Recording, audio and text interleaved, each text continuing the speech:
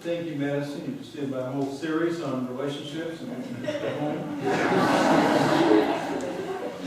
The scripture reading this morning comes from Paul's letter to the Romans, the 12th chapter. Some of you know that the 12th chapter of Romans is my life verse chapter. I'm going to read part of it, read all of it on the back of Royal Sunday in May at First United Methodist Church as we worship there. But this part, to me, has to do with relationships, not only marital relationships, but relationships between and among human beings. If you do these things, then you are in a good and healthy relationship. Here the word of the Lord is written by the Apostle Paul. Let love be genuine. Hate what is evil. Hold fast to what is good. Love one another in mutual affection. Outdo one another in showing honor. Do not lag in zeal. Ardent in spirit, serve the Lord. Rejoice in hope. Be patient in suffering. Persevere in prayer. Contribute to the needs of the saints. Extend hospitality to strangers. Bless those who persecute you. Bless and do not curse them. Rejoice with those who rejoice. Weep with those who weep. Live in harmony with one another. Do not be haughty. Associate with the lowly. And do not claim to be wiser than you are. Do not repay anyone evil for evil, but take thought of what is noble in the sight of all. And if it's possible, as far as it depends on you, live peaceably with all. This is the word of God for the people of God. Thanks be to God. Well, I have been looking forward to this a great deal. The questions that you ask me more than any other questions are questions about relationships, about intimacy and marriage and all that stuff. I've been spending my last semester with you talking about a variety of ways to look at relationships and a variety of kinds of relationships. So this week and next week is about marriage. Now, just to tell you, and I'll be saying this other times too, you may or may not agree with everything that I say. You may like what I say, you may not like what I say, and that's okay. I will embrace you and you will embrace me because we are brothers and sisters in Christ. And I'm not here to try and convince you about anything. I'm just trying to give you something to think about because you're a disciple of Jesus. And you need to be thinking about these things, about your relationships. First, I feel like I need to go over my credentials with you. Barb and I have been married for 40 years. And 45 years in August.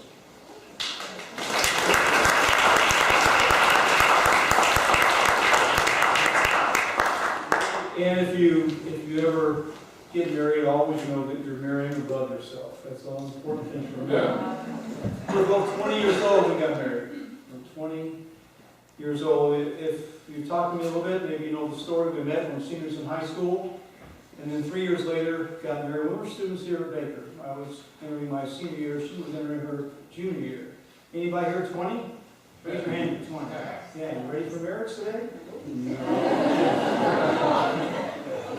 Well, anyway, go and show that picture, Chris. There we are. Be sweet. If you're 20, I'm wondering, if you're 20, can you see yourself in the picture? We were too young. We were too young to get married. We were too young to get married, and it was really difficult for a number of years until we grew up.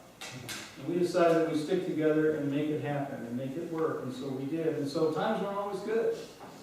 Times have been tough. But 44 and a half years later, we're happy. And we're glad that we made the commitment to one another.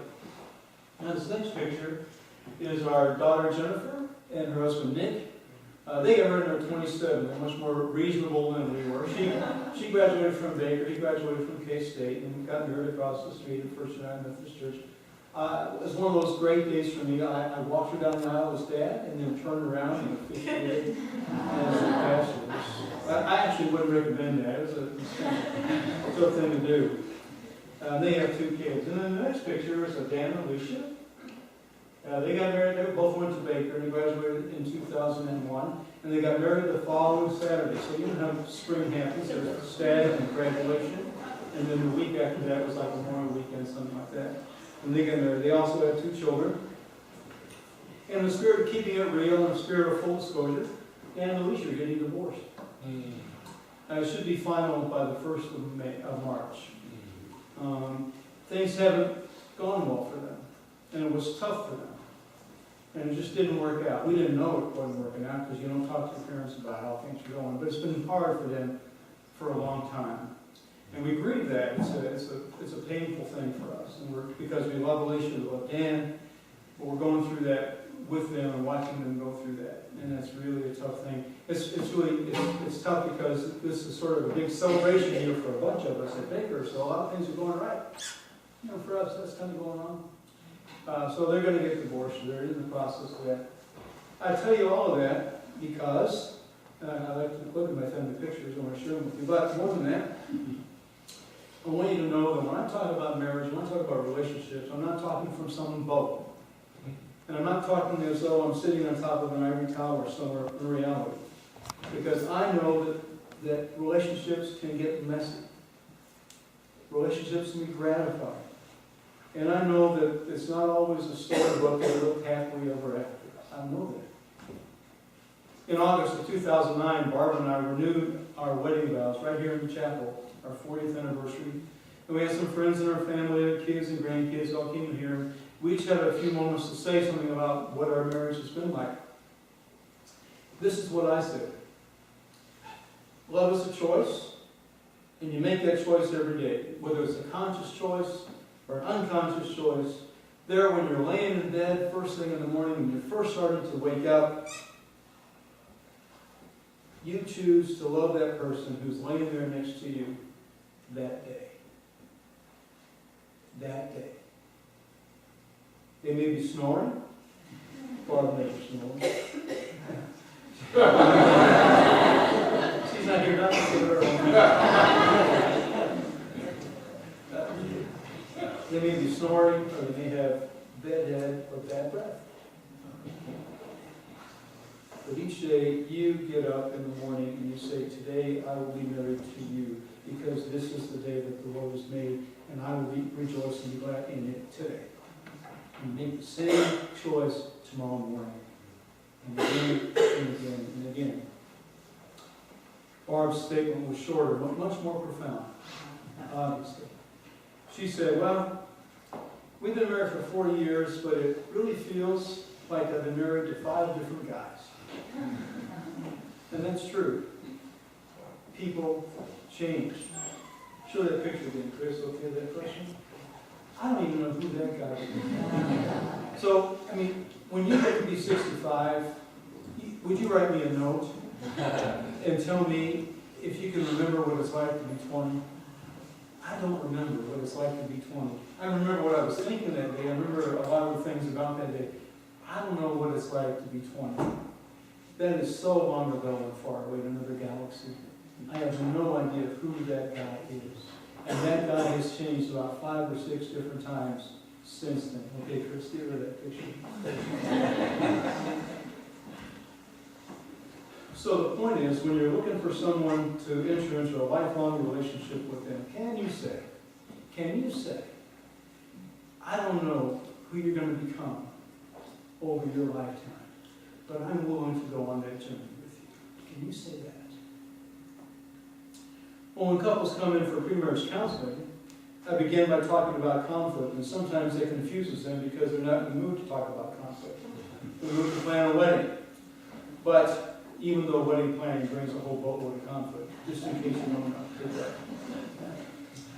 The fact is, I think that conflict is a good thing in marriage, because the deal is, on a good day, when everything's going well, being married is really easy. I mean, if you look good and smell good and you did a really good job at work and you got a nice compliment and all that, you know, anybody can be married. Just pick somebody. It doesn't really matter. If things are going well, marriage is kind of easy. It is on the days where there is conflict.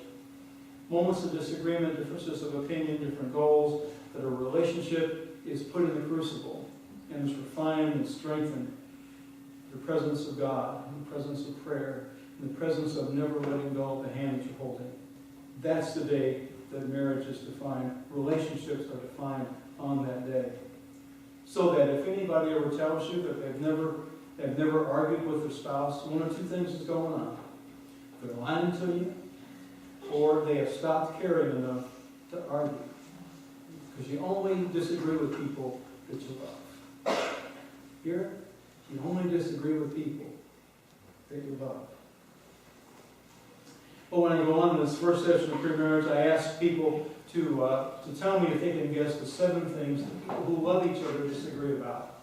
And I made a list for you. I'm going to do it kind of David Letterman style. I'm going to go 7 to 1 of the things, the 7 most common things that people who love each other disagree about. Okay?